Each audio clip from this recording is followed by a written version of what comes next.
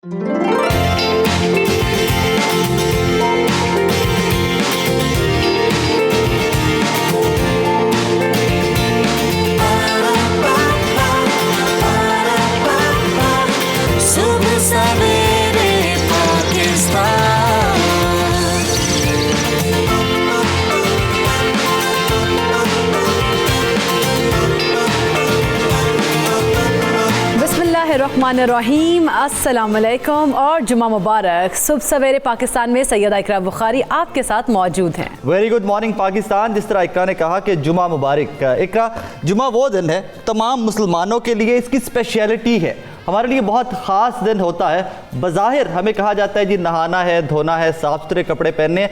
वैसे तो मोमिन मुसलमान पर फ़र्ज़ है हर टाइम ही साफ़ सुथरे रहना, क्योंकि हमारा निस्फ़ ईमान ही सफाई है।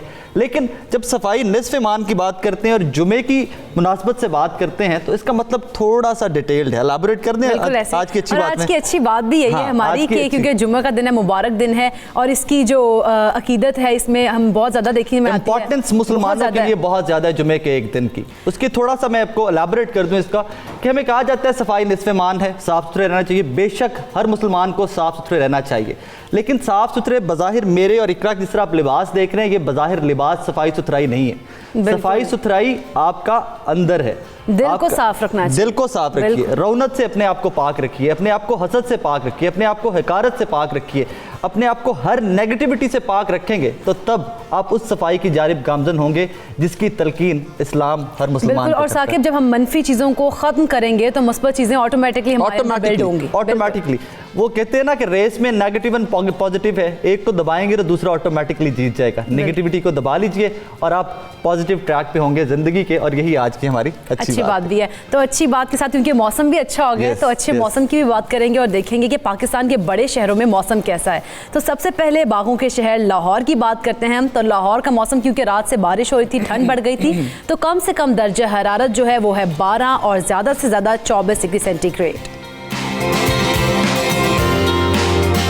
अच्छा इकरा, आज लाहौर, इस्लामाबाद और पेशावर, इन तीनों मेन सिटीज़ जो हैं हमारे, उनके वेदर में भी बहुत ज़्यादा डिफरेंसेस नहीं है। एक जैसा वेदर है। इस्लामाबाद में आज कम से कम 11 रहने वाला है और ज़्यादा से ज़्यादा 21 डिग्री सेंटीग्रेड रहने का इम्कान है।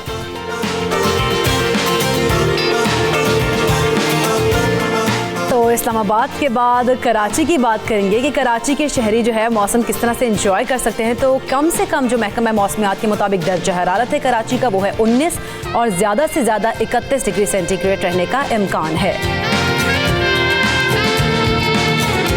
और इस्लामाबाद लाहौर की तरह पेशावर में भी कम से कम 11 और ज़्यादा से ज़्यादा 23 डिग्री सेंटीग्रेड रहने का इम्कान है आज।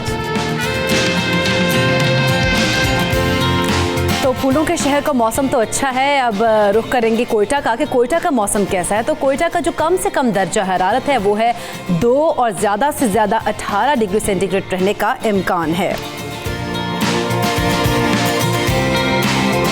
और जिस तरह इकरा कहा करती हैं खूबसूरत आज़ाद कश्मीर, आज खूबसूरत आज़ाद कश्मीर बाजी ले गया। आज सबसे ज़्यादा ठंड आज़ाद कश्मीर में रहने का इम्कान है। कम से कम दर्जा हरारत 2 और ज़्यादा से ज़्यादा 12 डिग्री सेंटीग्रेड रहने का इम्कान है।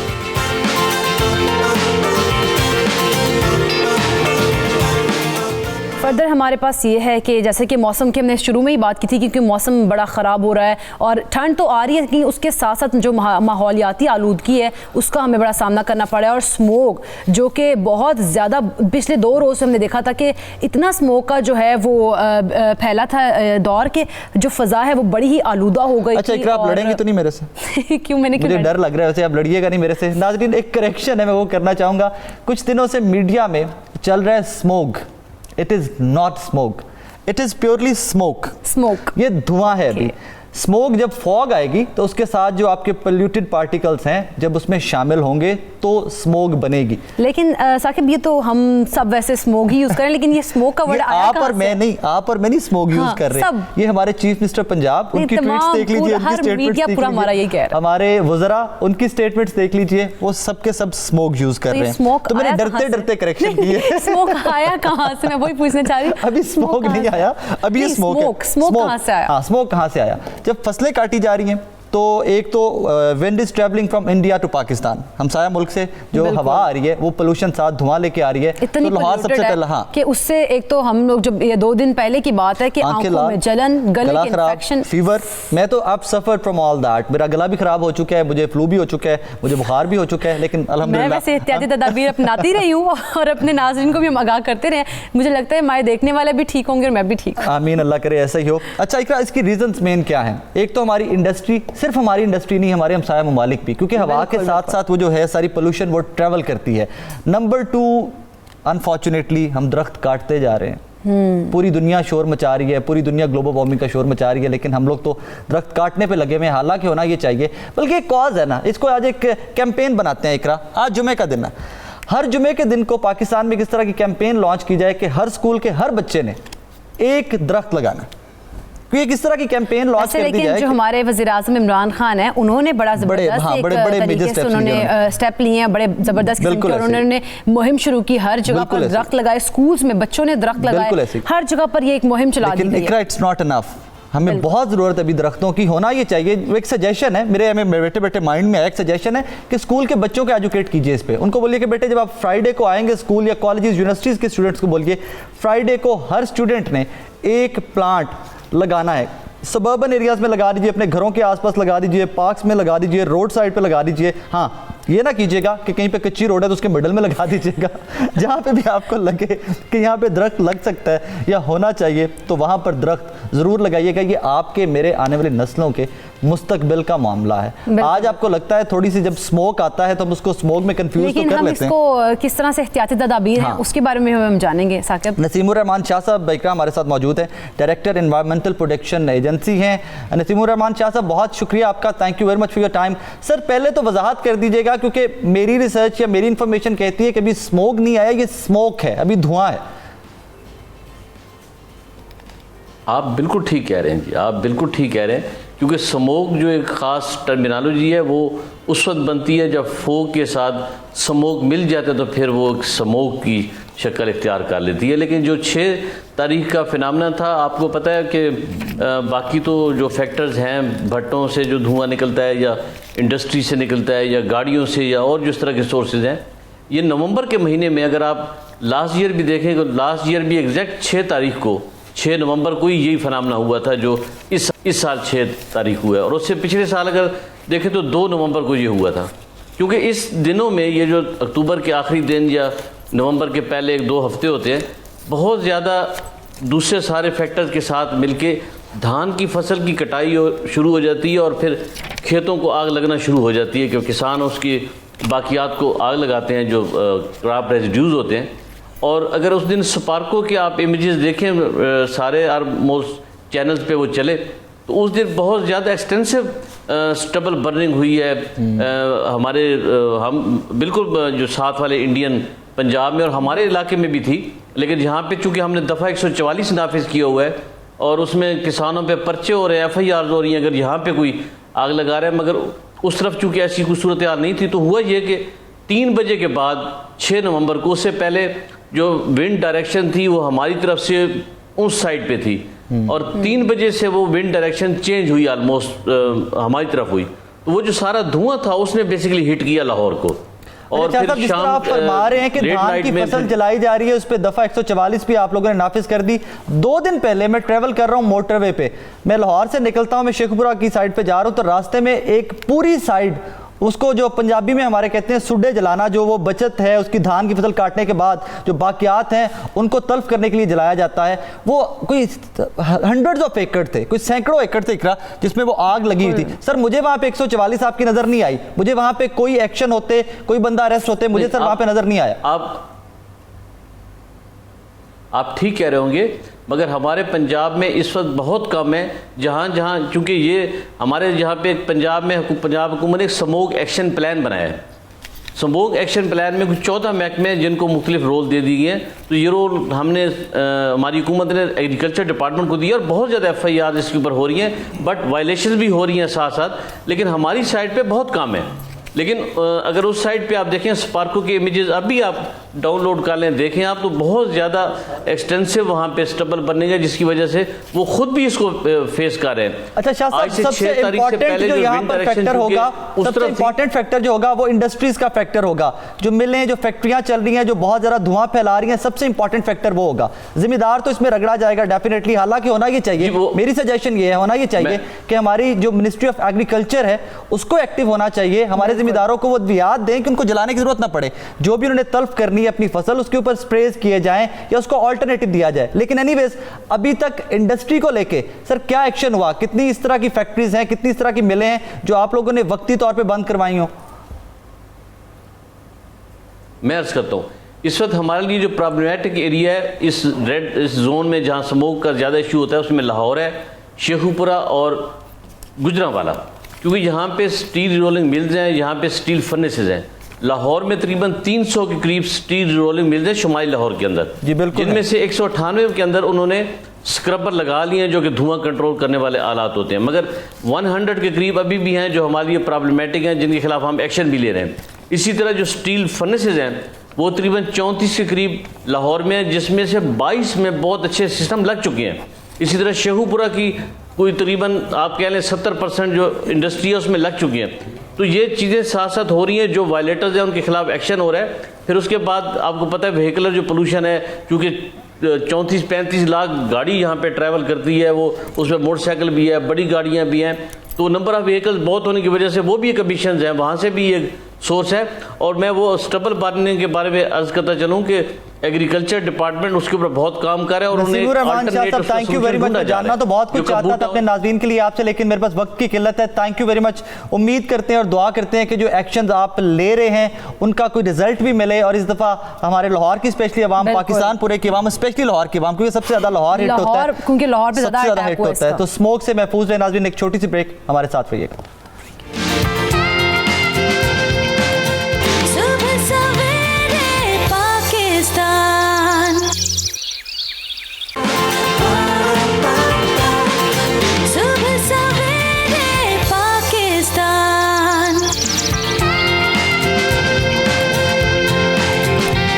Welcome back. تو جیسے بریک پر جانے سے پہلے ہم بات کر رہے تھے موسم کی, اور خاص طور پر بدلتے موسم میں جو اسموگ ہے, ہر طرف اسموگ پھیلی ہوئی ہے, اسموک پھیلی ہوئی ہے, تو اس وجہ سے ہم نے, کیونکہ اس کی ریزنز تو ہم نے جاننی ہے, اب ان سے نمٹنا کیسے, احتیاطی تدابیر کیا ہونی چاہیے, اس پر ہم بات کریں گے. تو اقرا ڈیفینیٹلی اس کی پریکاشنز بہت ضروری ہیں. اگر آپ کچھ احتیاطی تدابیر ہیں تو اس کے ایفیکٹس کو میں یہ بالکل نہیں کہوں گا کہ آپ 100% سیف رہ سکتے ہیں, کیونکہ گھروں کے اندر تک جب آپ بریتھ کر رہے ہوتے ہیں تو وہی پولیوٹیڈ ایئر آپ نے بریتھ کرنی ہے, لیکن ڈیفینیٹلی پریکاشنری میجرز ہیں, اس کے ایفیکٹس کو بہت منیمائز کیا جا سکتا ہے. اسی لیے ہم نے درخواست کی تھی پروفیسر طلحہ محمود صاحب سے, ہیڈ آف پلمونالوجی شیخ زائد اسپتال ہیں, ان کو درخواست کی تھی ہمارے اسٹوڈیو تشریف لائیں اور ہمارے ناظرین کو بتائیں. ڈاکٹر صاحب first of all thank you very much for coming. ماشاءاللہ آپ بہت فریش لگ رہے ہیں مجھے. دیٹ مینس کہ آپ نے موجودہ اسموک ہٹ جو آیا ہمارے پاس, اسموک کا ایک اٹیک آیا, اس سے خود کو تو آپ نے محفوظ رکھا ہے, اینڈ وہ لگ رہا ہے کہ آپ کی ماشاءاللہ فریشنس سے مجھے آئیڈیا ہو رہا ہے. سب سے پہلے سر مجھے یہ بتائیے, جب اسموک ہٹ ہوتے ہیں اور آنے والے دنوں میں جو خدشات ظاہر کیے جا رہے ہیں کہ ہم اسموک ہٹ ہوں گے, ہمیں کرنا کیا چاہیے خود کو بچانے کے لیے؟ رائٹ, دیکھیے جو تو اس وقت ہماری ایئر پولوشن کا لیول ہے, it's one of the highest in the world. بالکل بہت سارے فیکٹرز ہیں, اس میں آپ لوگ آلریڈی ڈسکس کر چکے ہیں.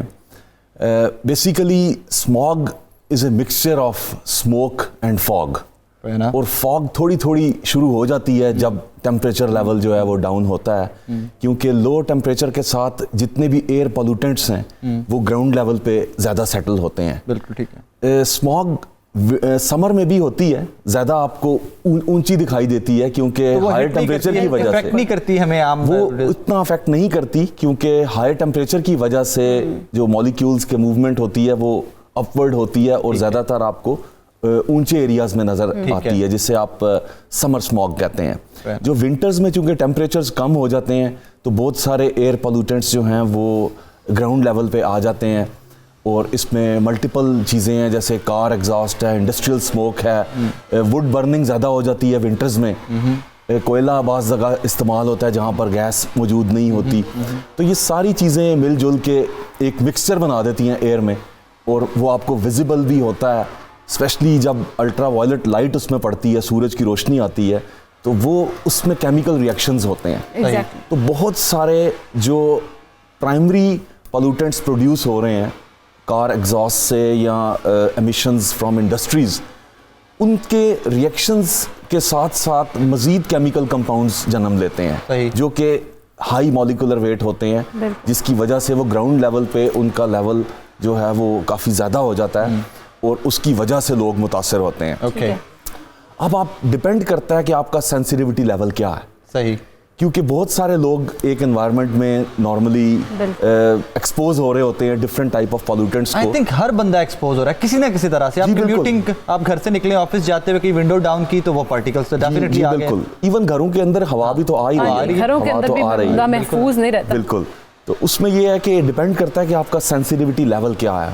ٹھیک ہے. کچھ لوگ جو ہیلدی ہیں اور سینسٹیو نہیں ہیں ان پولوٹنٹس کو, ان کیمیکلز کو, ان پہ اتنے اثرات نہیں ہوتے کمپیئرڈ ٹو دوز انڈیویجولز جو آلریڈی کسی کو. اچھا, یہاں پہ مجھے کل ایک دوست پوچھ رہے تھے, بڑا امپورٹنٹ تھا, کہ جو لوگ استھمیٹک ہیں جی ان کے لیے تو یہ بہت زیادہ ڈینجرس ہو جاتی ہے. میں اسی پوائنٹ پہ آ رہا ہوں کہ جو لوگ سینسٹیو ہیں, فار ایگزامپل کسی کو الرجیز آلریڈی ہیں, نزلہ زکام کرونک رہتا ہے انہیں, یا ایستھما ہے, یا اور کوئی ریسپیریٹری کنڈیشنز ہیں جیسے COPD یا برونکیایکٹسز یا whatever and underlying lung disease موجود ہے, ان لوگوں میں یہ چیزیں ٹریگر ہو جاتی ہیں. ٹھیک ہے. اسموک کے کیمیکلز کی وجہ سے جب یہ ٹریگر ہوتی ہے تو ان کی جو سمٹمز ہیں وہ ورسن ہو جاتی ہیں, تو علامات بہت زیادہ ہو جاتی ہیں. تو ایستھما پیپل آر ویری پرون کہ اس ٹائپ آف اسموگ میں جب وہ ایکسپوز ہوتے ہیں ان کیمیکلز کو تو ان کا ایستھما اٹیکس ہو سکتے ہیں. کرنا کیا چاہیے, پریکاشنز کیا ہیں, کیسے خود کو محفوظ رکھا جا سکتا ہے؟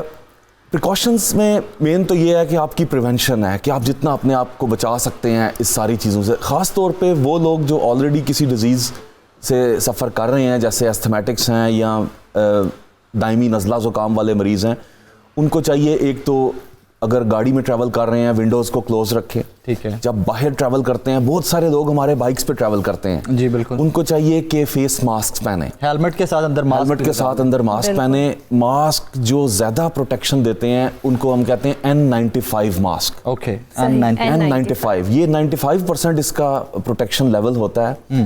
N99 N100 بھی ماسک ہوتے ہیں, لیکن ہمارے یہاں N95 زیادہ اویلیبل ہے. ٹھیک ہے. اس ماسک میں پارٹیکلز پینیٹریٹ نہیں کر سکتے. ٹھیک ہے. اور آپ کی پروٹیکشن جو ہے, یہ روٹین کے اپنے کام کرتے ہوئے, ایوری ڈے جابس کرتے ہوئے آپ وہ ماسک پہننے, کوئی ایشو نہیں ہے اس میں؟ انڈور تو آپ کو شاید پہننے کی ضرورت نہ ہو, لیکن جب آپ خاص طور پہ آؤٹ ڈور جاتے ہیں تو پھر آپ یہ ماسک یوز کر سکتے ہیں. لیکن جو لوگ N95 ایزیلی ایکسیسیبل جن کے لیے نہیں, کسی نے بتایا کہ جی غرارے کریں, وہ بھی کچھ ہے کہ غرارے کریں تو اس سے بھی تھوڑا سا ہے. Is that true? جی بالکل. اگر آپ ایکسپوز ہوئے ہیں اور آپ نے کافی کچھ انہیل کیا ہے تو آپ ناک کو واش کر سکتے ہیں, گلے کو واش کر سکتے ہیں, آئیز کو واش کر سکتے ہیں. آئیز کی بھی اریٹیشن ہوتی ہے.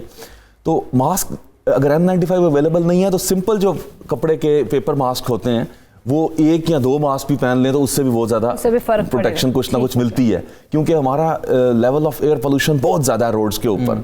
تو ایک تو ماسک انہیں پہننا چاہیے.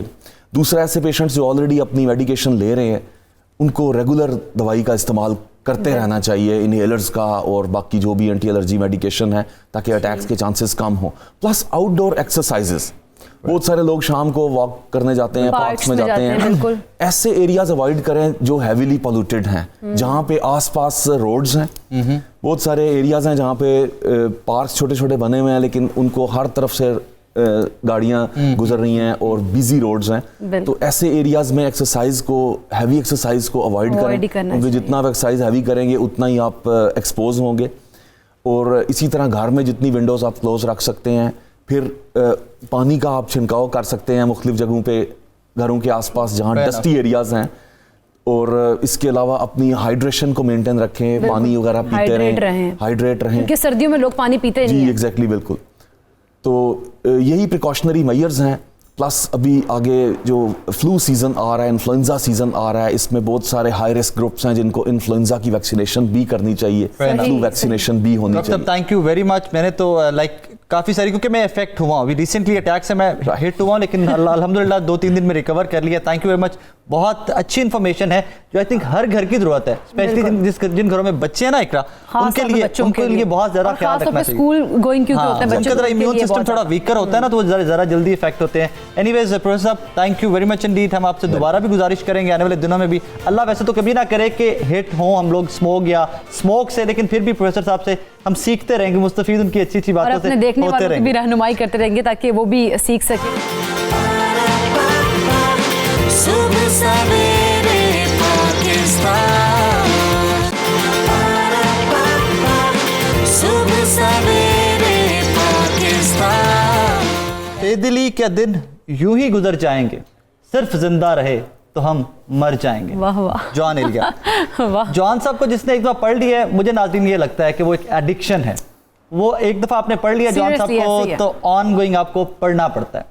جان صاحب کی ذات میں ایسی کیا چیز تھی کہ کوئی ایسی کون سی کشش تھی کہ جو اپنے ریڈر کو، مطالعہ کرنے والے کو اپنی طرف یوں ڈریگ کر لیتی ہے. آج جان صاحب کا 17ویں برسی ہے اور پوری دنیا میں ان کے فینز، ان کے مداح آج 17ویں برسی منا رہے ہیں. ان کا ہر وہ شعر ہے کہ جس کے اوپر ایک دفعہ پڑھ لیں تو آپ ٹھہر جاتے ہیں اور جان صاحب آپ کو سوچنے پہ مجبور کر دیتے ہیں کہ دنیا ہے کیا اور جان صاحب کیا گئے ہیں. جان صاحب کے بارے میں کچھ بھی کہا جائے اس کے ایک اپنی ڈائریکشن ہے، اس کا ایک اپنا میننگ ہے. ہر شعر ایک ڈیفرنٹ ڈائریکشن، ہر مصرع ایک ڈیفرنٹ ڈائریکشن میں زندگی کی لے کے جاتا ہے. جان صاحب کے بارے میں جتنا بھی پڑھا جائے، ان کی پوئٹری کو جتنا بھی پڑھا جائے، مجھے لگتا ہے اقرا کہ وہ کم ہے، اتنا ہی کم ہے. آپ کا دل چاہتا ہے کہ آپ مزید جانیں ان کے بارے میں، ان کی شاعری کو مزید سے مزید پڑھیں، زیادہ سے زیادہ پڑھیں.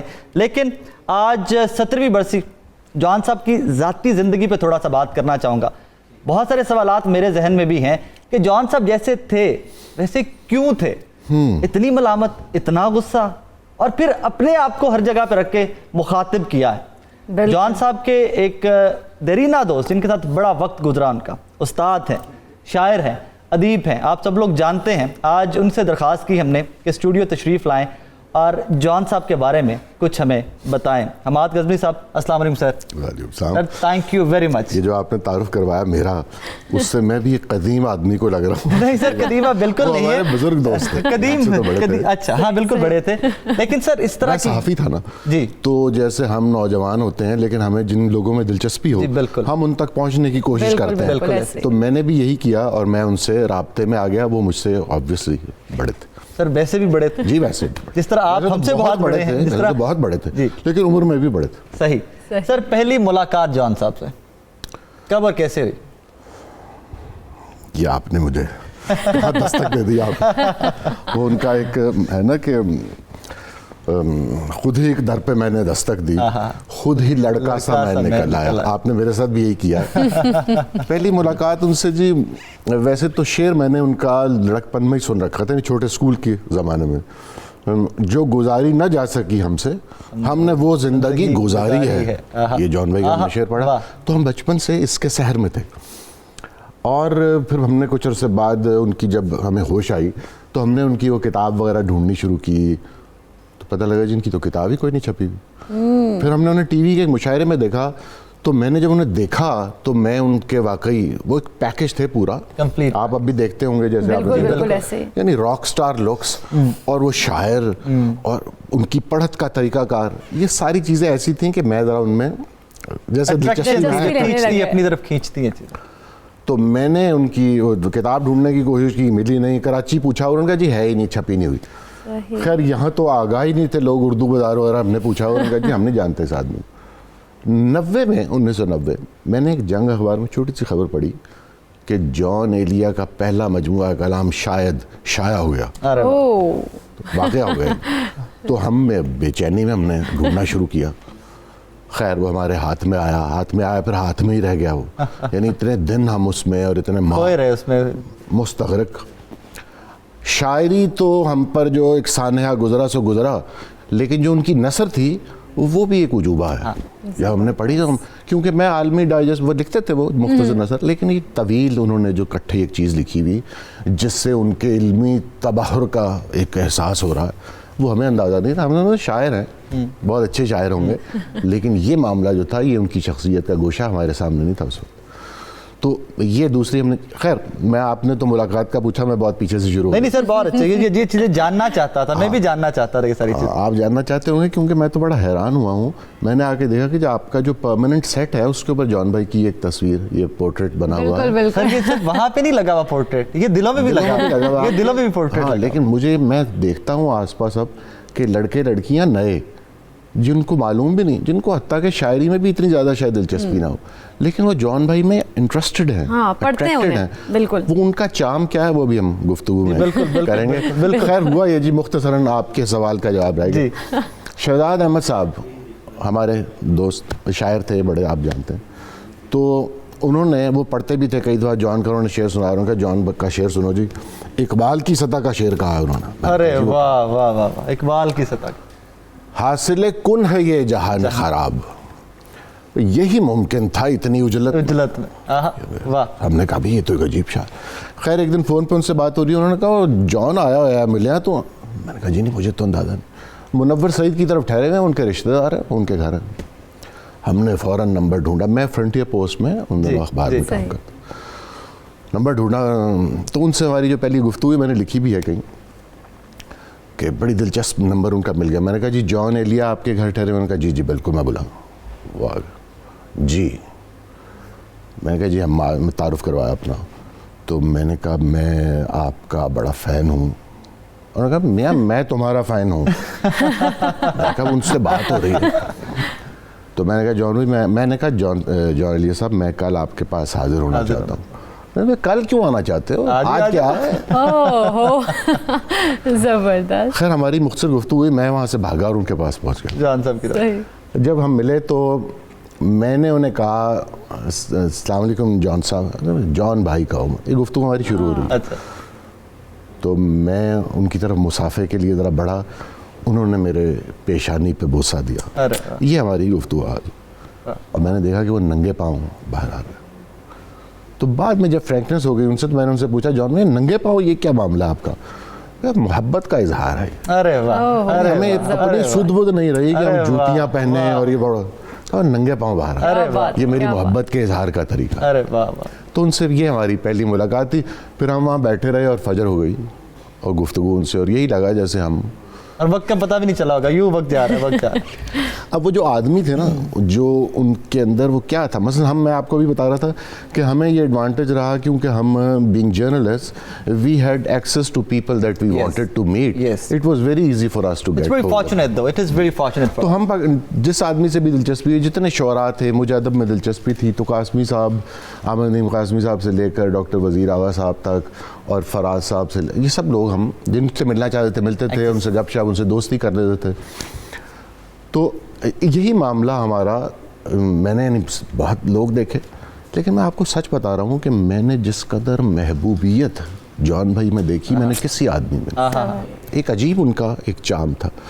پہلی بات تو آپ یہ سمجھیے کہ وہ شاعر تھے, اور شاعر کیا تھے وہ, یعنی شاعر کی جو آرکی ٹائپ ہوتی ہے نا وہ تھے وہ. آپ اگر مجھ سے پوچھیں, کوئی آپ سے پوچھے بھئی بر صغیر میں شاعر کیسے ہوتے ہیں, 1000 سال میں کیسے شاعر کیا چیز ہوتی ہے, تو آپ انہیں جان بھائی پیش کر سکتے ہیں کہ شاعر ایسا ہوتا ہے جی. یعنی چاہے اپنے مزاج کے اعتبار سے ہو, اپنی حساسیت کے اعتبار سے ہو, اپنی نرگسیت کے اعتبار سے ہو, اپنی صحت اور اپنی خوراک, یعنی جس اعتبار سے آپ دیکھیں گے. رودکی بھی میرا خیال ہے اگر میں تصور کروں تو ایسا ہی شاعر ہوگا, ایسا ہی نظر آتا ہوگا. یہ میر صاحب, یہ ولی دکنی بھی ایسا ہی لگتا ہوگا. مطلب میں آپ کو آرکی ٹائپ بتا رہا ہوں کہ شاعر ایسا ہونا چاہیے, اور وہ ایسے ہی تھے. سر مجھے بڑے وہ مطلب گستاخی ہے, معافی کے ساتھ, میں بہت کچھ جاننا چاہتا ہوں جان صاحب سے, آپ سے جان صاحب کے بارے میں. وقت کی بہت قلت ہے. ایک جو موٹا سا سوال میرے ذہن میں جان کو پڑھتے اکثر آتا ہے وہ یہ ہے کہ جان صاحب جس طرح کے تھے ویسے کیوں تھے. واہ, جان صاحب اب دیکھیے مثلا ایک تو میں ہمیشہ کہتا ہوں کہ وہ تضادات کا مجموعہ تھا. ان کے اندر اپوزٹس اکٹھے ہوئے تھے. وہ جب اپوزٹس اکٹھے ہو جائے نا تو آدمی کی شخصیت کے اندر بہت سے رنگ آ جاتے ہیں. وہ کھینچتی ہے اس کو شخصیت, کبھی ادھر, کبھی وہ کوئی آدمی ہوتا ہے, کبھی وہ کوئی آدمی ہوتا ہے. اسی لیے تو آپ ان کی شاعری میں دیکھتے ہوں گے, یعنی میں یہ ردیف کبھی کوئی شاعری میں استعمال ہو سکتی ہے جب تک کہ ایک آدمی کو ذات کی دوئی کا شدید احساس نہ ہو رہا ہو. جیسے وہ کہا بھی کرتے تھے کہ بھئی جان علی میرے اندر میں ایک جسم میں نظر آتا ہوں، اس لیے یہ دھوکہ ہو جاتا ہے کہ میں ایک آدمی ہوں. ایک جسم میں نظر آتا ہوں اس لیے دھوکہ ہو جاتا ہے کہ ایک آدمی. ایک نام ہے میرا تو لگتا ہے کہ ایک آدمی. تو ایک آدمی تو نہیں. انہوں نے کہا میں کم از کم 2 آدمی ہوں. کم از کم 2 آدمی. اب اس سے زیادہ ہو سکتے ہیں. جیسے ان کے بے شمار شعر ہیں. اور کیا مثلا ایک دم ایک ذہن میں آیا کہ آپ اپنے سے ہم سخن رہنا، ہم نشیں سانس پھول جاتی ہے. اپنے آپ سے سانس پھول. واہ واہ واہ. مگر میں دم بھر کو خود سے جدا نہیں. وہ کیا غزل ہے ان کی. اس طرح وہ شعر ہی شعر ہے. ابھی فرمان آیا ہے وہاں سے کہ ہٹ جاؤں میں اپنے درمیان سے. یعنی ذات کی دوئی کا بڑا شدید احساس. اچھا دیکھیے مثلاً شیعہ گھرانے سے ان کا تعلق تھا. پڑھے تھے وہ دیوبند میں. تضادات بتا رہا ہوں ان کے کہ وہ مثلاً خوبصورت نظر آنا چاہتے تھے. یہ ان کی خواہش تھی. کہتے تھے جان بھائی اینا کیوں نہیں لگاتے، اپنا کلیم نہیں چھوڑوں گا. آخری عمر میں کہتے بال میں آپ بال کیوں رکھتے ہیں، چھوڑ دیجیے، اپنا کلیم ہے میرا. یعنی یہ کرتے تھے. But at the same time ہی was not interested in coming his here. میں نے کہا آپ خوبصورت نظر آنا چاہتے ہیں تو کنگھی تو کر لیں. تو وہ نہیں کریں گے لیکن خوبصورت نظر آنا چاہتے ہیں. اچھا پھر دوسری بات میں نے کہا نا شاعر، فقط شاعر کچھ اور چیز ہوتی ہے. جس نے شاعری پڑھ کے شاعری کی ہوتی ہے وہ اور لوگ ہوتے ہیں. بہت سے لوگ ہیں وہ بھی بڑے اچھے شاعر ہوتے ہیں. لیکن شاعری پڑھ کے شاعری کرنے والا ایک خاص حد تک ہی شاعری کر سکتا ہے. اس سے آگے جانے کے لیے آپ کی بہت گہری جڑیں ہونی چاہیے اور زمین پہ پاؤں ہونے چاہیے اور آسمان میں سر ہونا چاہیے.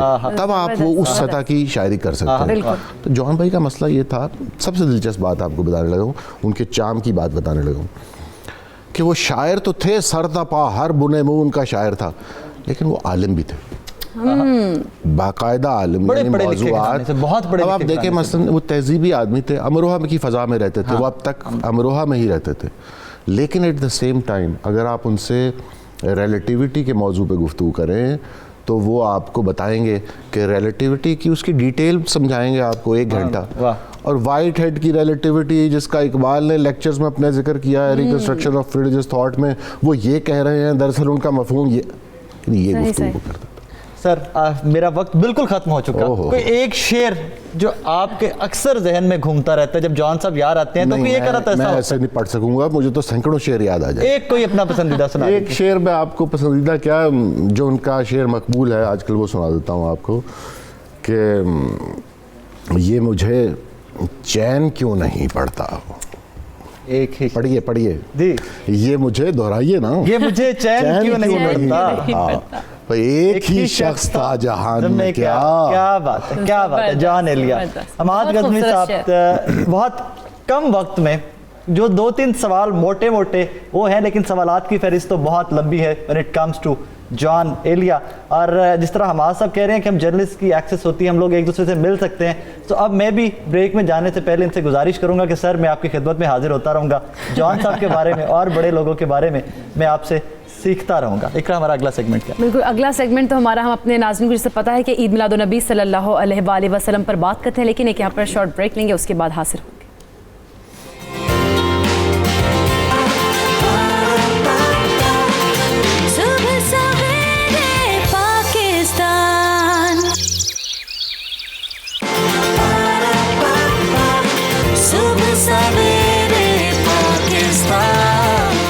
ناظرین جیسے کہ ہم ہر روز اپنے پیارے نبی سرور کونین آقائے دو جہاں حضرت محمد مصطفیٰ صلی اللہ علیہ وآلہ وسلم کی سیرت طیبہ، سیرت پاک پر کسی نہ کسی ایک پہلو پر گفتگو کرتے ہیں. تو آج کا جو ہمارا پہلو ہے اور جو ہم نے جس موضوع کا انتخاب کیا ہے وہ بھی ہمیشہ کی طرح انتہائی خوبصورت ہے. بحیثیت والد میرے پیارے نبی حضرت محمد مصطفیٰ صلی اللہ علیہ وآلہ وسلم کیسے تھے اور ان کی زندگی سے ہم رہنمائی کیسے حاصل کر سکتے ہیں. ویسے تو وہ ذات ہے جو ہے ہی کامل ہے، جس کا کوئی بھی پہلو لے لیجئے، کوئی ایک پہلو لے لیجئے، حکمران، والد، قاضی، انصاف کرنے والا، عدل کرنے والا، تاجر، کوئی ایک پہلو لے لیجئے، وہ کامل ہے، وہ خوبصورت ہے. ناظرین آج کے ٹاپک پہ گفتگو کرنے کے لیے ہم نے درخواست کی ہے پروفیسر ناصر محمود صاحب سے. میرے ساتھ اسٹوڈیو میں موجود ہیں. آپ کی اکثر ملاقات رہتی ہے پروفیسر صاحب سے، اور پروفیسر صاحب سے کسی بھی آپ ٹاپک پہ بات کر لیجئے، آپ کو بڑی خوبصورت باتیں سننے کو ملتی ہیں. کراچی سے ہمیں جوائن کریں گے مفتی محمد شاہد مدنی صاحب. مفتی صاحب آپ کا بھی بہت شکریہ, آپ ہمیں کراچی سے جوائن کر رہے ہیں. مفتی صاحب آپ سے ہی گفتگو کا آغاز کرتے ہیں. اس سے پہلے کہ ہم نبی کریم صلی اللہ علیہ وسلم کی ذات یا ان کے رول ماڈل کی جانب آتے ہیں, کسی بھی معاشرے میں, کسی بھی گھرانے میں والد کی اہمیت, والد کی امپورٹنس کیا ہے, وہاں سے آج کی گفتگو کا آغاز کرتے ہیں. بسم اللہ الرحمن الرحیم. هو القادر هو الحق هو المعین.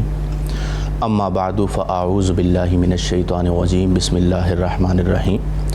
بہت شکریہ. بہت اہم ترین موضوع کہ نبی کریم صلی اللہ علیہ وآلہ وسلم کی شخصیت بحیثیت والد. تمہیداً یہ بات بہت اہم ہے کہ کوئی بھی معاشرہ ہو اس میں والد کی حیثیت سائباں کی طرح ہوتی ہے. گویا کہ ہم یہ کہہ سکتے ہیں کہ شفقت والد یہ وہ واحد سہارا ہے کہ جس کے ساتھ بچہ چلنا شروع کرتا ہے. اور اگر والد میسر ہوں اور والد کی شفقت میسر ہو تو وہ والد کی انگلی پکڑ کر جب چلتا ہے تو پھر اسے مختلف لوگوں کی انگلیاں پکڑ کے چلنے کی حاجت نہیں ہوتی. والد کی جو اہمیت ہے اسے نبی کریم علیہ افضل الصلاۃ والتسلیم نے خود بیان فرمایا کہ رضا اللہ فی رضا الوالدی. اللہ کی رضا والد کی رضا میں ہے اور اللہ کی ناراضگی والد کی ناراضگی میں ہے. ہم اپنے ہی معاشرے میں دیکھ لیں کہ جن کے سروں پر سایہ والدین سلامت ہوتا ہے ان بچوں کو دیکھیں, اور وہ بچے کہ جن کے سروں سے سایہ والدین اٹھ جاتا ہے ان بچوں کو دیکھیں. دونوں کی تربیت و تعلیم میں کتنا فرق ہوتا ہے. دوسری بات, جب ہم والد کو دیکھتے ہیں تو والد اور شفقت یہ لازم و ملزوم ہے. اور اگر شفقت و نرمی کو دیکھیں تو ہمارا پورا دین شفقت اور نرمی پر ڈپینڈ کرتا ہے. اگر کسی سے شفقت اٹھا لی جائے, شفقت چھین لی جائے تو گویا اس سے کل خیر اٹھا لیا جاتا ہے. تو جن معاشروں میں شفقت پائی جاتی ہے, رحم دلی پائی جاتی ہے, جذبہ احترام پایا جاتا ہے, ان معاشروں کے اندر ترقی اور گروتھ جو اولاد کی ہے وہ بہت زیادہ ہوتی ہے. یہ ایک المیہ ہے اور یہ بات درد سے کہنی پڑتی ہے کہ ہمارے معاشروں میں اب وہ شفقت نظر نہیں آتی جو بحیثیت والد نبی کریم علیہ افضل الصلاۃ والتسلیم کی سیرت طیبہ سے ہمیں ملی تھی. نبی کریم صلی اللہ علیہ وسلم کا جو عمل مبارک تھا, نبی کریم صلی اللہ علیہ وسلم ایک موقع پہ حضرت امام حسن رضی اللہ عنہ کو بوسہ دے رہے تھے تو ایک بدو آیا, اعرابی آیا. اس نے نبی کریم صلی اللہ علیہ وسلم کو یہ عمل کرتے دیکھا تو عرض کی یا رسول اللہ میرے بھی 10 بچے ہیں لیکن ہم نے تو کبھی اس طرح بچوں کو بوسہ نہیں دیا, ہم نے تو کبھی اس طرح بچوں کو پیار نہیں کیا. تو نبی کریم صلی اللہ علیہ وسلم نے فرمایا کہ اگر تمہارے دل سے اللہ نے رحم کو اٹھا لیا ہے تو میں کیا کر سکتا ہوں. اور ایک روایت میں نبی کریم صلی اللہ علیہ وسلم نے فرمایا کہ جو ہمارے چھوٹوں پر رحم نہ کرے وہ ہم میں سے نہیں ہے. تو گویا شفقت پدری کو لے لیجئے, رحمت کو لے لیجئے, احترام کو لے لیجئے, یہ وہ بنیادی چیز ہے جو ایک باپ میں ہونی چاہیے. اور آج کے پرفتن دور میں اکثر یہ بات کرتا ہوں کہ جن بچوں کی 4 دیواری کی تربیت مضبوط ہوتی ہے وہ کسی بھی معاشرے میں چلے جائیں برباد نہیں ہوتے, اور جن بچوں کی 4 دیواری کی تربیت کمزور ہو جائے, والد ان کی اچھی تربیت نہ کرے, ان پہ چیک اینڈ بیلنس نہ رکھے تو پھر وہ ہمارے اپنے معاشرے کے اندر سبب فساد بن رہے ہوتے ہیں. اس لیے والد کا کردار بنیاد کا ہے, والد کی اہمیت بہت زیادہ ہے, والد کا احترام بہت زیادہ ہے. اور ہمارے معاشرے کے جو مربی ہیں, چاہے وہ اساتذہ ہوں یا والدین ہوں, ان کو چاہیے کہ اپنا حق ادا کرتے ہوئے اپنے بچوں کی تربیت ایسی کریں کہ وہ دنیا اور آخرت میں کامیابی کے راستے پر گامزن ہو سکیں. بالکل بہت ہی خوبصورت بات کی مفتی صاحب نے. ناصر صاحب اسی سوال کی جانب میں آنا چاہتی تھی کہ آج کے معاشرے میں ہمیں دیکھا جائے, ہم اگر اپنے پیارے نبی کو دیکھیں, ان کی سیرت طیبہ کو دیکھیں, تو آج کے معاشرے میں رہتے ہوئے ہم اپنے بچوں کی تربیت کس طرح سے کر سکتے ہیں انہی اصولوں کے مطابق؟ بسم اللہ الرحمن الرحیم. دیکھیں بات یہ ہے کہ اللہ نے والد کو کچھ اپنی الوہی صفات میں سے والد کے حساب سے اسے کوئی ایسی صفات عطا کی ہیں جو اللہ کی اپنی صفات میں سے یعنی اللہ رب العزت کی جو عطا ہے، جو سخا ہے، وہ والد کی اولاد کے لیے، چونکہ اللہ کی صفات کا مظہر ہے نا یہ ساری کائنات میں جدھر دیکھیں ماں کی ممتا میں بھی آپ کو اللہ کی شفقت نظر آئے گی۔ اس کائنات کی ہر چیز اللہ کی مختلف صفات اور اللہ کے مختلف اسماء کی ظہور کا نام ہے۔ تو والد میں جو چیز نظر آتی ہے وہ یہ ہے کہ وہ اولاد کی خاطر کتنی محنت کرتا ہے، کوشش کرتا ہے ان کی تربیت کے لیے، ان کو پالنے کے لیے، ان کو بڑا کرنے کے لیے، اور ان پر اس کی شفقت ایسی کہ نہ دن دیکھتا ہے، نہ رات دیکھتا ہے، نہ آرام دیکھتا ہے، نہ اپنی صحت کا خیال رکھتا ہے، نہ موسم کی سختیوں کا لحاظ رکھتا ہے۔ اسے بس ایک ہی فکر ہے کہ کسی طرح اپنی اولاد کی روزی کو پورا کرتا رہے، وہ اولاد کو کھلاتا پلاتا ہے اور اولاد کی ضرورتیں پوری ہو جائیں، اس کی اپنی کوئی ضرورت پوری ہو نہ ہو وہ خوش ہو جاتا ہے اولاد کی خوشی میں، وہ اپنی ذات کو پیچھے کر دیتا ہے نا، اپنی اولاد کو آگے کر دیتا ہے۔ جب ہم حضور نبی کریم صلی اللہ علیہ وآلہ وسلم رؤوف الرحیم آپ کی ذات ببرکات کو دیکھیں تو ویسے تو آپ کی رحمت ساری دنیا کے لیے، آپ رحمت للعالمین ہیں، تمام عوالم حضور کی رحمت کے ساتھ چل رہے ہیں، اور آج بھی رحمت محمدی صلی اللہ علیہ وآلہ وسلم اگر نہ ہو ایک لمحے کے لیے تو یہ کائنات اپنا وجود نہ رکھ سکے۔ حضور کی رحمت ساری کائنات کو شامل ہے۔ حضور علیہ السلام جو ساری کائنات کے لیے رحمت ہیں، جب وہ اپنے گھر میں آتے ہیں بحیثیت شوہر، بحیثیت والد، بحیثیت حضور علیہ السلام رشتہ دار، مختلف صحابہ کے ساتھ حضور کی رشتہ داریاں، حضور کا سسرال، حضور کا ننیال، حضور کا ددیال، حضور کے چچا، پھر چچوں کی اولادیں، حضور کے سارے اہل بیت، حضور کی بیٹیاں، پھر ان کی اولادیں، یہاں پر آ کر حضور نبی کریم صلی اللہ علیہ وآلہ وسلم کا ایک اور نیا رخ نظر آتا ہے کہ جس میں یہ رحمت کائنات، رحمت عالمین اپنی اولاد کے ساتھ کیسے برتاؤ کرتے ہیں، وہ بھی دنیا کے تمام والدین کے لیے ایک اسوہ حسنہ اور اسوہ کاملہ ہے۔ یہی وجہ ہے اللہ رب العزت نے ارشاد فرمایا لَقَدْ كَانَ لَكُمْ فِي رَسُولِ اللَّهِ أُسْوَةٌ حَسَنَةٌ۔ اسوہ حسنہ حضور کی زندگی میں ہے، اور دیکھیں ہر طرح کے والد کے لیے ہے، ہر شخص کے لیے ہے، اور ہر فرد کے لیے ہے۔ پوری زندگی حضور کی اگر آپ کی اولاد کے ساتھ دیکھیں تو ایسا کامل باپ دنیا میں آپ کو نہیں ملے گا۔ آقا نے ان کی تربیت میں، حضور علیہ السلام نے ان کے کردار میں، ان کے اخلاق میں وہ صفات عالیہ پیدا کیں جو واقعی کسی پیغمبر کی اولاد میں نظر آتی ہیں۔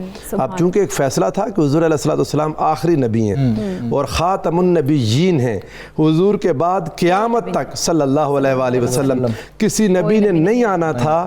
یہ وجہ ہے کہ آپ کے بیٹوں کو اللہ نے جوان نہیں ہونے دیا، اور ارشاد فرمایا ما کان محمد ابا احد من رجالکم ولکن رسول اللہ وخاتم النبیین، کہ حضور نبی کریم صلی اللہ علیہ وآلہ وسلم تمہارے مردوں میں سے کسی کے باپ نہیں ہیں، کہ حضور کا بیٹا مرد بن جائے اور نبی نہ بنے یہ اللہ کو گوارا نہیں، اور اگر نبی بن جائے تو یہ حضور کی ختم نبوت کے منافی ہے۔ اللہ نے حضور کے بیٹوں کو، حضرت قاسم کو، حضرت عبداللہ کو، حضرت ابراہیم کو بچپن میں ہی اپنے پاس بلا لیا۔ اب حضور کے پاس کون رہ گئیں؟ حضور کی بیٹیاں تھیں۔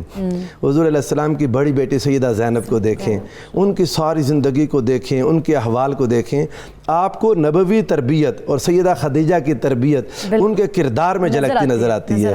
ان کی ہجرت کو دیکھیں، ان کی اولاد سے دوری کو دیکھیں، ان کی اپنے خاوند سے فراق کو دیکھیں، یعنی وہ کردار ہے حضور کی ایک ایک بیٹی۔ اور پھر سیدہ عالم کا تو کیا کہنا، حضرت سیدہ فاطمہ الزہرا جو میرے مصطفیٰ کے جگر کا ٹکڑا ہے۔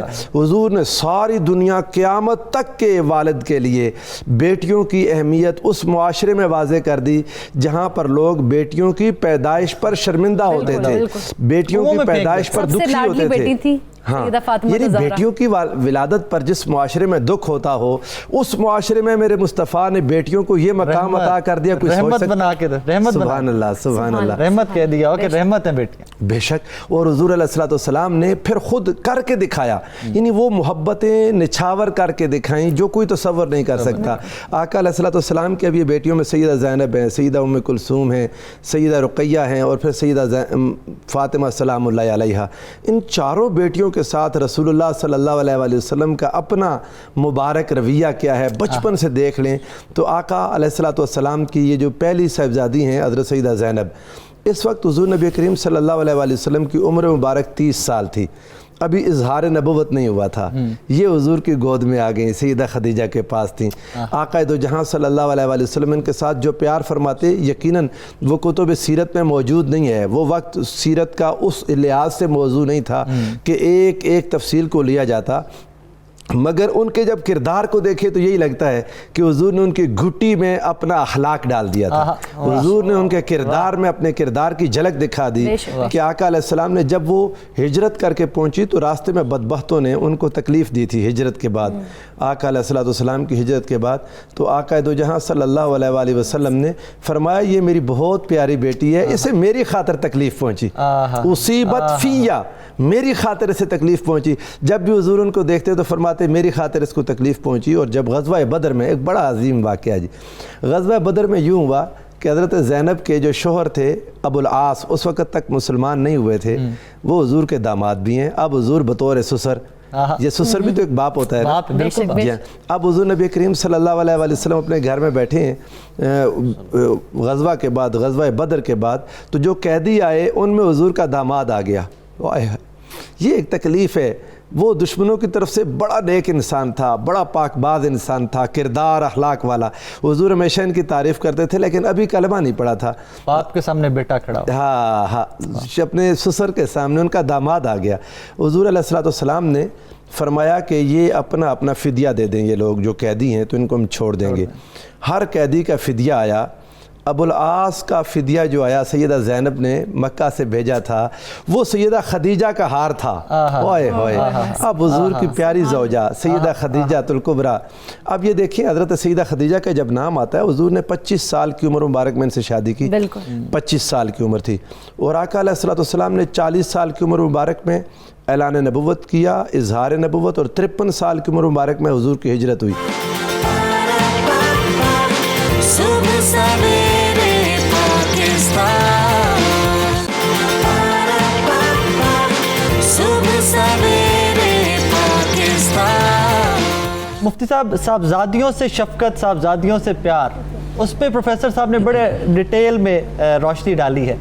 حضرت فاطمہ، ان سے جو انس تھا، ان سے جو محبت تھی، اس کے بارے میں تھوڑا بتائیے گا ہمارے ناظرین۔ ماشاءاللہ بہت خوبصورت گفتگو پروفیسر صاحب نے کی نبی کریم صلی اللہ علیہ وسلم کی شاہزادیوں کے حوالے سے۔ میں تمہیداً یہ بھی عرض کروں کہ یہ ہمارے معاشرے کا المیہ ہے کہ ہمارے یہاں بیٹیوں کی پیدائش پر چہرے کی رنگت اڑ جاتی ہے۔ حضرت فاطمہ الزہرا رضی اللہ تعالی عنہا نبی کریم صلی اللہ علیہ وسلم کی چوتھی شہزادی ہیں، یعنی آپ کے یہاں چوتھی بیٹی کی ولادت ہوئی ہے، اور اس پر نبی کریم صلی اللہ علیہ وسلم کی مسرت اور نبی کریم صلی اللہ علیہ وسلم کی خوشی کا عالم کیا ہے وہ ہمیں روایات پہ نظر آتا ہے۔ تو ایک تو یہ پیغام ہے کہ اگر کسی کو اللہ تبارک و تعالی ایک بیٹی کے بعد دوسری بیٹی عطا فرمائے، دوسری کے بعد تیسری اور چوتھی بیٹی عطا فرمائے، تو سنت نبی کریم علیہ افضل الصلاۃ والتسلیم یہ ہے کہ اس پر اظہار مسرت ہونا چاہیے۔ دوسرا یہ ہے کہ ہمارے معاشروں میں بیٹیوں کے گھر پہ جانے کو عملی طور پر بعض لوگ عیب سمجھتے ہیں، اور بعض اوقات بیٹیوں کے گھر پہ جا کر کچھ کھاتے نہیں ہیں، تناول نہیں کرتے۔ نبی کریم علیہ افضل الصلاۃ والتسلیم کی شفقت و محبت تو جانوروں کے لیے بھی ہے۔ بیٹی سے محبت کا عالم یہ ہے کہ جب آپ سفر مبارک سے واپس تشریف لاتے تو سب سے پہلے مسجد میں تشریف لا کر 2 رکعت نماز نفل ادا کرتے، اور نفل ادا کرنے کے بعد اپنے کاشانہ اقدس میں جانے سے پہلے حضرت سیدہ کائنات فاطمہ الزہرا رضی اللہ تعالی عنہا کے گھر پر جایا کرتے تھے۔ تو یہ نبی کریم صلی اللہ علیہ وسلم کا عملی طور پر اپنی بیٹی کو، سیدہ کائنات کو، فاطمہ الزہرا رضی اللہ تعالی عنہا کو عزت دینا ہے۔ پھر اسی طرح نبی کریم علیہ افضل الصلاۃ والتسلیم کی بارگاہ میں جب سیدہ کائنات تشریف لاتی تو آپ دیکھیے کہ ایسی کس نے عزت بیٹی کو عطا کی ہوگی کہ سید کونین ہیں، رحمت عالم ہیں، نبی کریم علیہ افضل الصلاۃ والتسلیم اپنی بیٹی کے آنے پر کھڑے ہو جایا کرتے تھے۔ سبحان اللہ۔ یعنی بیٹی کا استقبال نبی کریم علیہ افضل الصلاۃ والتسلیم کھڑے ہو کر کر رہے ہیں اس معاشرے میں کہ جہاں پر بیٹیوں کو پہلے اپنے لیے آر سمجھا جاتا تھا۔ گویا کہ نبی کریم علیہ افضل الصلاۃ والتسلیم نے اپنی سیرت طیبہ کی روشنی میں، اپنے اعمال مبارکہ کی روشنی میں تمام معاشروں کے لیے ایک مثال پیش فرمائی کہ دیکھو قول کے ذریعے بھی اور عمل کے ذریعے بھی بیٹیوں کو اس طرح عزت دی جاتی ہے۔ آج ہمارا المیہ یہ ہے کہ لقد کان لکم فی رسول اللہ اسوۃ حسنۃ نص قطعی ہے، ہم بیان بھی کرتے ہیں، بتاتے بھی ہیں، پڑھتے بھی ہیں، لیکن ہماری زندگیوں میں اسوہ حسنہ نظر نہیں آتا، ہم عملی طور پر ان چیزوں سے دور ہیں۔ آج ہمارا حال یہ ہو گیا ہے کہ اگر خبر ملتی ہے کہ بیٹی کی ولادت ہوئی ہے تو ماتھے پر شکنیں آ جاتی ہیں، چہرے کا رنگ اڑ جاتا ہے۔ ہمیں یہ سمجھنا چاہیے کہ یہ اللہ کی بہت بڑی رحمت ہے، اور جس گھر میں بیٹی آ جاتی ہے، آگے چلیں گے، یہی سے گفتگو کا آغاز دوبارہ سے کریں گے۔ ایک بریک کے بعد جب واپس آئیں گے تو یہی سے مفتی صاحب کے ساتھ گفتگو کا آغاز کریں گے۔ صبح سویرے پاکستان،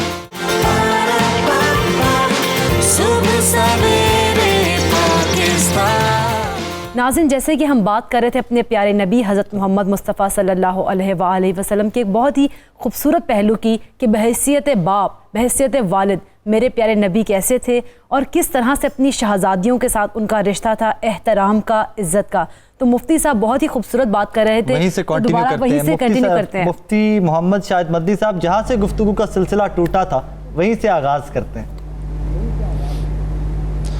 بسم اللہ الرحمن الرحیم۔ جی، ہم یہ بات کر رہے تھے کہ نبی کریم علیہ افضل الصلاۃ والتسلیم کا سیدہ کائنات حضرت فاطمۃ الزہرا رضی اللہ تعالی عنہا کے ساتھ بحیثیت والد کیسا رویہ اور کیسی محبت تھی۔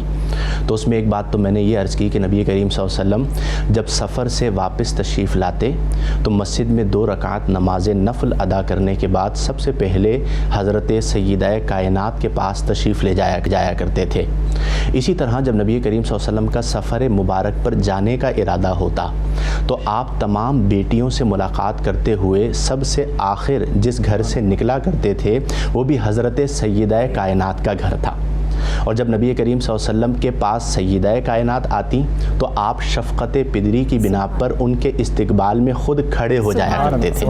آج ہمارے معاشرے کو یہ بات بھی سمجھنی چاہیے کہ ہم میں سے بعض لوگ اپنے بچوں کے لیے کھڑے ہونے کو اپنے لیے عیب سمجھتے ہیں کہ میں باپ ہوں، میں کیوں کھڑا ہوں، میں والدہ ہوں، میں بیٹی کے آنے پر کیوں کھڑی ہو جاؤں۔ یہ محبت کی بات ہے۔ یہاں پر کھڑے ہونے کا یہ مطلب نہیں ہے کہ وہ آپ سے بڑے ہو گئے، بلکہ یہ کھڑے ہونے کا معنی یہ ہے کہ آپ کو پیار اتنا ہے کہ جیسے ہی آپ کا بیٹا یا بیٹی آئے تو آپ محبت میں اس کے لیے کھڑے ہو جائیں۔ پھر اسی طرح نبی کریم علیہ افضل الصلاۃ والتسلیم جب سیدہ کائنات کے گھر پہ تشریف لے جاتے تو سیدہ کائنات رضی اللہ تعالی عنہا نبی کریم صلی اللہ علیہ وسلم کے استقبال کے لیے کھڑی ہو جاتی۔ یہ بیٹیوں کے لیے پیغام ہے کہ جب آپ کے گھر پہ آپ کے والد آئیں، آپ کی والدہ آئیں تو آپ ان کے استقبال کے لیے کھڑی ہو جائیں۔ اور جب کھڑی ہو جاتی سیدہ کائنات تو نبی کریم صلی اللہ علیہ وآلہ وسلم ان کا دست مبارک پکڑتے اور نبی کریم صلی اللہ علیہ وآلہ وسلم کے دست مبارک کو سیدہ کائنات پیار سے بوسہ دیتی۔ سبحان۔ اب آپ دیکھیے کہ شفقت اور محبت کا عالم کیا ہے کہ بیٹی اپنے والد کے دست مبارک کو بوسہ دے رہی ہے، یہ تربیت ہو رہی ہے نبی کریم صلی اللہ علیہ وسلم کی سیرت طیبہ سے۔ اچھا، ایک بات تو یہ کہ یہ نبی کریم صلی اللہ علیہ وسلم کا بیٹی سے پیار ہے، پھر نبی کریم صلی اللہ علیہ وآلہ وسلم نے اپنی شہزادی کی اولاد سے کیسا پیار کیا، بیٹی کی اولاد سے۔ بعض اوقات ہمارے یہاں یہ بات میں اس لیے عرض کر رہا ہوں میں یہ بات اس لیے عرض کر رہا ہوں کہ بعض اوقات ہمارے معاشرے میں بیٹوں کی اولاد کو بیٹیوں کی اولاد پر فوقیت دی جاتی ہے، فائق کیا جاتا ہے۔ تو نبی کریم صلی اللہ علیہ وآلہ وسلم حضرات حسنین کریمین رضی اللہ تعالی عنہما سے کتنا پیار کرتے کہ انہیں اپنے کندھوں پر سوار کر لیتے جب حالت سجدہ میں ہوتے، اور حضرات حسنین کریمین نبی کریم صلی اللہ علیہ وسلم کی پشت اطہر پر سوار ہوتے تو نبی کریم صلی اللہ علیہ وسلم سجدے کو طویل کر دیتے کہ کہیں میں سجدے سے سر انور اٹھاؤں تو یہ گھیر نہ جائیں۔ نبی کریم علیہ افضل الصلاۃ والتسلیم اپنے دونوں زانوں پر حضرات حسنین کریمین کو بٹھائے ہوئے ہیں اور فرماتے ہیں کہ اے اللہ، میں ان دونوں سے محبت کرتا ہوں، تو بھی ان سے محبت فرما جو ان دونوں سے محبت کرے۔ इसी तरह नबी करीम सल्लल्लाहु अलैहि वसल्लम फरमाते हैं कि मन अहब्बनी, जिसने मुझसे मोहब्बत की, व अहब्बा हाज़ैन, और इन दोनों से मोहब्बत की, व अहब्बा उम्महुमा, और इनकी अम्मी जान हज़रत सैयदा कायनात से मोहब्बत की, व अहब्बा अबाहुमा, और इनके वालिद मोहतरम हज़रत अली से मोहब्बत की। फरमाया इस मोहब्बत का अजर ये है कि काना माइया फ़ी दरजती यौमल क़यामती, क़यामत के दिन जहाँ मैं मौजूद होऊंगा ये मुहिब्बे पंजतन भी मेरे कदमों में मौजूद होगा। तो ये नबी करीम सल्लल्लाहु अलैहि वसल्लम का बेटी से प्यार, फिर बेटी की औलाद से प्यार। तो इसलिए आज हम जितने भी अहबाब सुनने वाले हैं आपके तवस्सुत से, उन सबको चाहिए कि बेटियों से ज़्यादा प्यार करें, बेटियों के आने पर खुश हों, बेटियों के लिए ताज़ीम का मामला रखें, बेटियों के दुख दर्द में शिरकत करें, क्योंकि आप ही हैं जो दुनिया में रुबूबियत जिसे कहा जाता है, रब्बुल आलमीन। अल्लाह ताला रब्बुल आलमीन है। रब का माना होता है किसी भी चीज़ को दर्जा बदर्जा उसके कमाल तक पहुंचाना। तो बाप वो हस्ती है जो अपनी औलाद को दर्जा बदर्जा उसके कमाल तक पहुंचाता है कि जब बच्चा पैदा होता है, बेटा या बेटी पैदा होते हैं, वो चल नहीं सकते, खा नहीं सकते, वालिद उनके लिए क़ुरबानियाँ देता है।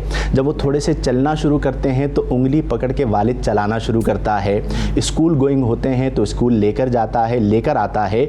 ये वो अल्लाह तबारक व तआला की रुबूबियत है कि जैसा कि ज़िक्र किया गया कि अल्लाह ने दुनिया में अपनी रुबूबियत का मज़हर वालिद को बनाया है और रुबूबियत का मज़हर कामिल नबी करीम अलैहि अफ़दलुस सलाती व तस्लीम की ज़ात मुबारका को बनाया है।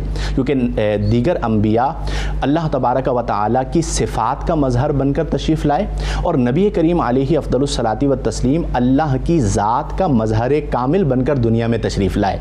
तो वो तमाम चीज़ें जो नबी करीम अलैहि अफ़दलुस सलाती व तस्लीम की सीरत तय्यबा में हैं वो अपनानी चाहिए। और एक चीज़ कि हमारे यहाँ बाज़ औक़ात ऐसा होता है कि हम अपने बच्चों से शफ़क़त रखते हैं, दूसरों के बच्चों से प्यार नहीं करते।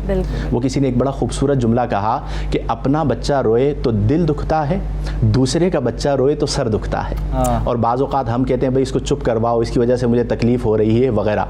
नबी करीम सल्लल्लाहु अलैहि वसल्लम का ये प्यार अपनी औलाद मुबारक से तो था, लेकिन उसके अलावा जब गारे हिरा से आप तशरीफ़ लाया करते थे तो जो महल्ले के बच्चे हुआ करते थे उनसे नबी करीम सल्लल्लाहु अलैहि वसल्लम का प्यार इतना था कि वो आके नबी करीम सल्लल्लाहु अलैहि वसल्लम से चिमट जाया करते थे। सुभान अल्लाह, सुभान। आप देखें कि नबी करीम सल्लल्लाहु अलैहि वसल्लम को उनसे कैसा प्यार होगा कि महल्ले के बच्चे आके आपसे चिमट रहे हैं। आज महल्ले का कोई बच्चा हमारे करीब नहीं आता। हम दावतों में होते हैं तो बस अपने साथ अपने बच्चों को रखते हैं, दूसरों के बच्चों को हम देखना गवारा नहीं करते। और जब वो बच्चे करीब आ जाया करते थे तो नबी करीम सल्लल्लाहु अलैहि वसल्लम के पास तनावुल करने के लिए जो चीज़ हुआ करती थी वो सबसे पहले आप तकसीम फरमाते तो उस मजलिस के अंदर जो सबसे छोटा बच्चा हुआ करता था उसे दिया करते थे।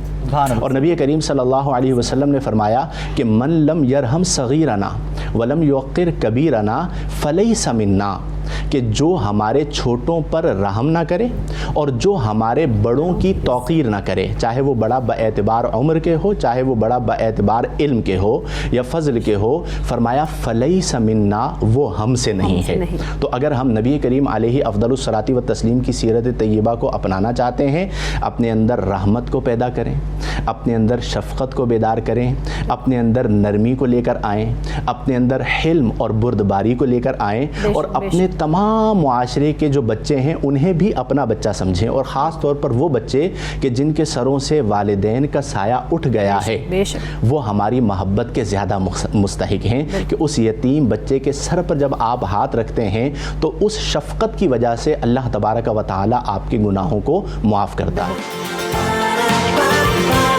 सुबह सवेरे पाकिस्तान, सुबह सवेरे पाकिस्तान।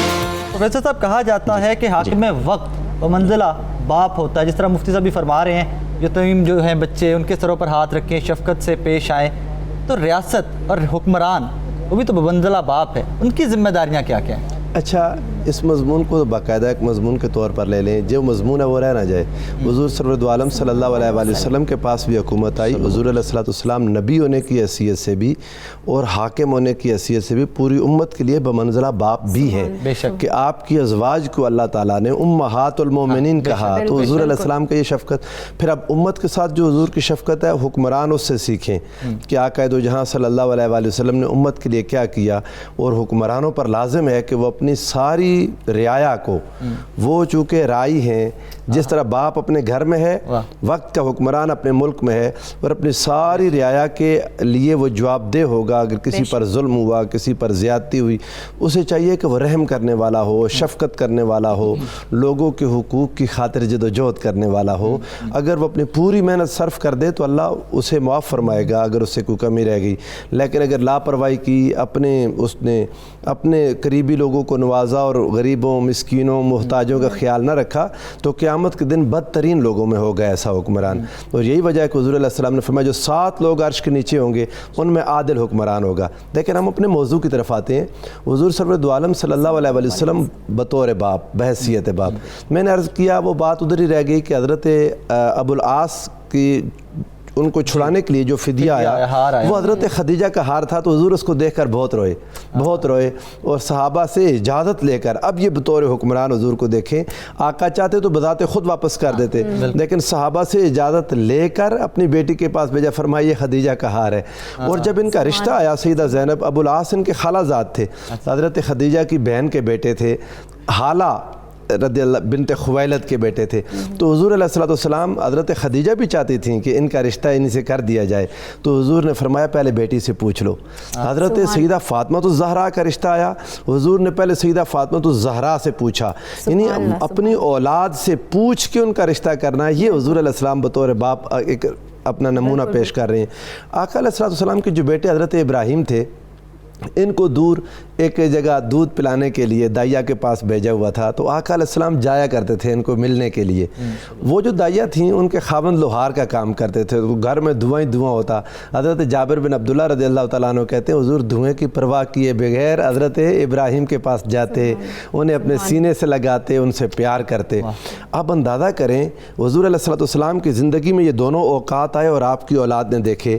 ایک وہ وقت آقا علیہ الصلوۃ والسلام کا کہ حضور نے فقر اور فاقہ اختیار کیا ہوا تھا، ابھی نعت میں بھی اس کا ذکر آیا، حضور نے فاقہ اختیار کیا ہوا تھا، ایسا نہیں تھا کہ حضور چاہتے تھے اور ملتا نہیں تھا، حضور نے دنیا کو طلاق دے دی تھی، پسند نہیں فرماتے تھے کہ میرے گھر میں دنیا کی کوئی بھی چیز رہے۔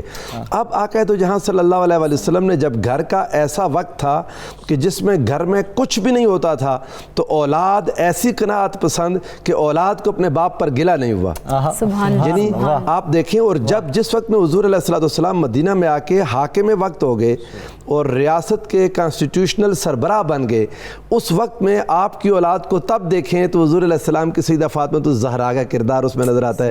یعنی جب انسان بعض اوقات غریب ہوتا ہے، غریب ہے، اس کے پاس وسائل نہیں ہیں، تو پھر وہ حضور کے کردار کو دیکھے، جب وہ وقت کا حکمران ہے پھر بھی حضور کے کردار کو دیکھے۔ بعض اوقات یوں ہوتا ہے کہ اولاد احساس کمتری کا شکار ہو جاتی ہے، انفیریورٹی کمپلیکس میں آ جاتی ہے جب والدین غریب ہوتے ہیں، اور جب والدین کسی مرتبے پر ہوتے ہیں تو اولاد میں سپیریورٹی کمپلیکس آ جاتا ہے۔ رسول اللہ کی تربیت دیکھیں، نہ آپ کی اولاد میں انفیریورٹی تھی نہ سپیریورٹی تھی، ساری کائنات کی مالک ہے آپ کی اولاد۔ حضور علیہ السلام نے اپنی اولاد کی محبت کو ایمان قرار دے دیا، ان کے ساتھ محبت کرنے والوں کو جنت، لیکن ان کا حال کیا ہے کہ ان میں عاجزی ہے، ان میں حضور علیہ السلام کے ساتھ ایسی محبت کہ حضرت سیدہ فاطمہ الزہرا سلام اللہ علیہا اور حضرت مولا کائنات نے ایک بار حضور علیہ السلام سے آ کے غلام کا سوال کیا گھر میں کام کرنے کے لیے کہ ایک خادمہ کی ضرورت ہے۔